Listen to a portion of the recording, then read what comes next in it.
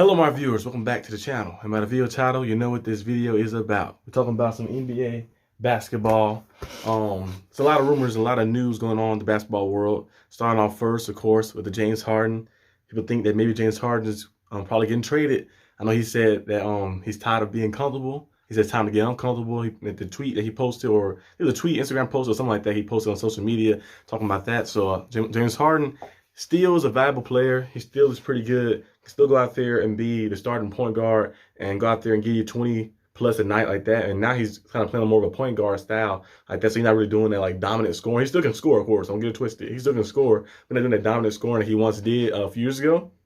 But if he stay healthy, he's still a very good player to have your team to help you try to contend for a championship. Having James Harden go out there, giving you a double-double basically like that, 20 and 10, 20 points, 10 assists a night like that is valuable for anybody team. I think the Clippers will be the best like option for that because the Clippers do need that true point guard. Of course, Russell Westbrook is there. Most likely they probably have him come off the bench as well, unless they just roll with him as the starter, unless James Harden come over. Now, if James Harden come over, I feel like he'd be a better position, especially the way he's been playing like lately, this past few years. He'd be better put as the starting point guard rather than Russell Westbrook. Russell Westbrook can come off the bench as a sixth man, and that'd be a nice team right there. And the only thing would be holding that team back is the health concerns.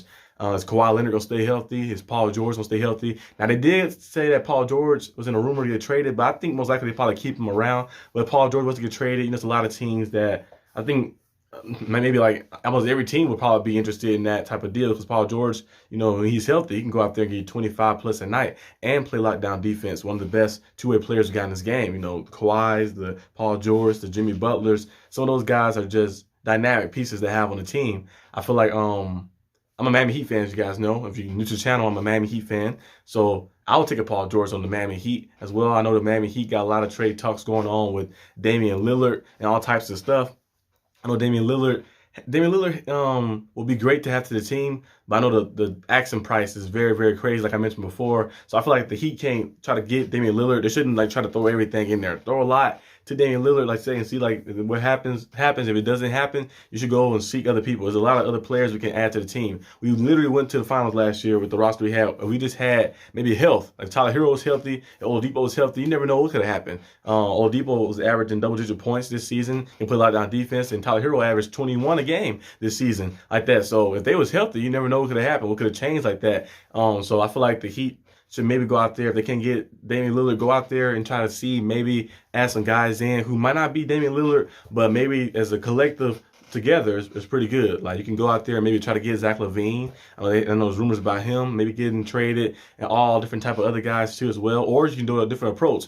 Miles Turner is a guy who will help a lot for the Heat interior defense. Remember the Heat kind of struggle inside, like getting rebounds against the Nuggets series. Throughout the playoffs a little bit, but they still on their outside shooting helped them stay in those games. They helped them win those games like that. So getting the Miles Turner will help you. He can stretch the floor. He can shoot a three as well. And, he can shot block and play inside and play interior defense. And you also got Buddy Hield too. Maybe you do a trade like that. You can do a trade to see maybe Buddy Hield and Miles Turner can come over. That will help. That'll help a little bit like that too as well. I don't know exactly what you trade in that package to get those guys, but you never know. What trade, like those small trades like that, they might, those still some good players, so they'll be comfortable enough to help you maybe get over the hump a little bit, especially if everybody stay healthy and stuff. I feel like the Heat shouldn't try to throw everything away. I know Bam and Jimmy Butler are not on the table to be traded, so wherever the Trailblazers are asking for, I don't know what it is exactly. I know the Heat want to keep Bam and Jimmy. And, Caleb Martin, they want to keep him probably too as well. But they have to push come to shove, maybe get rid of him or to trade him. I think they might do it, but in my opinion, I wouldn't do it because those type of players like that. I know are gritty and tough, those players that do everything. Everybody has one of those guys, and those guys that do a lot of everything, especially on those championship teams you've seen when the Nuggets they had a guy like that, a guy Bruce Brown. Brown, who they kind of lost in the offseason, like they went to the Pacers. He's a guy too, and the Aaron Gordon is could be in that role as well. So they got two of those guys types. Alex Caruso, when he was with the Lakers, he's with the Bulls now, and he's an all defensive team as well. And just having those guys who they always help bring a spark. They bring a spark for your team. They bring a spark off the bench. No matter where they put it. Like Gary Payton the second was for the Warriors. They went back and got them too as well. Because having those type of guys like that, those gritty, scrappy players who just make the right play when it's necessary, is always great to have. But I think the Miami Heat should probably, if they can't get Dame, you shouldn't try to dwell on this the whole time, because we've seen this happen before. Try to do that with the Kevin Durant thing, to see, oh, is Kevin Durant available? And remember the Bradley Beal thing at first, and then this time they had opportunity to probably get Bradley Beal, but they didn't offer anything. And then you see this right here with the situation with the Damian Lillard thing. I know Damian Lillard asked for a trade. He desired Miami to be his choice, but if the Trailblazers are not willing to trade him there, then you just gotta find someone else, find a different option or something. I feel like Zach LaVine will be one of my top options. And I don't know if anybody else, like a DeRozan. I don't think DeRozan is available for trade, or DeJounte Murray from Atlanta Hawks. I know there's rumors about him at first. I don't know who else would be exactly available, but I feel like those to be the guys. And you never know. What about James Harden? Like that James Harden coming to Miami? You never know. Like that, they might do something like that just to add that, fill that extra hole, fill that extra void like that, just having that guy. Because really what the Heat really needs is a point guard, a true point guard, now who can only give some points. Like, James Harden would be a perfect fit for here. David Lillard would be a perfect fit as well, because like they can score and they also can facilitate at a good level like that. And James Harden can do it at the highest level like that. And David Lillard can score at the highest level and facilitate at a good level too. So I feel like having those guys would be perfect and ideal fit, because you have the guys who can set up Bam, who can set up Jimmy. And make Jimmy, Jimmy work well off ball, at the ball, in transition, the way he do things, and Bam, the same thing as well too. And like it just help a lot. It take a lot off their plate, and it'd be better for them to go out there and just worry about scoring and defense. Like that scoring and defense and stuff, and like reduce some of their the stuff they got to do. So the Heat get a point guard, I feel like it'd be good, because Kyle Lowry, if he was like in shape in the first year, I feel like Kyle Lowry, that was the year for us to try to win championship. The first year he was here, when we finished first seed, we was the first seed in the East. I think we had the second best record in the NBA, or second or third best record in the NBA, and we was playing a good level. But Kyle Lowry was he was not playing too good. He was out of shape. The injuries got to him. Now this playoff right here, he played better, way better than what he did last year. Like that, the bar wasn't super high, but we need just a consistent level point guard. Gabe Vincent was cool, but Gabe Vincent, after a while, it kind of ran his course a little bit, because Gabe Vincent, he had his moments and his shine and stuff like that. But you want that good level point guard, all-star level type guy like that, to help your team get over that next little hump like that. So I felt the Heat need to go out there and do that, and see themselves back in the NBA Finals. Now another topic as well is about the Jordan Poole and the Draymond Green stuff. They've been talking about that lately.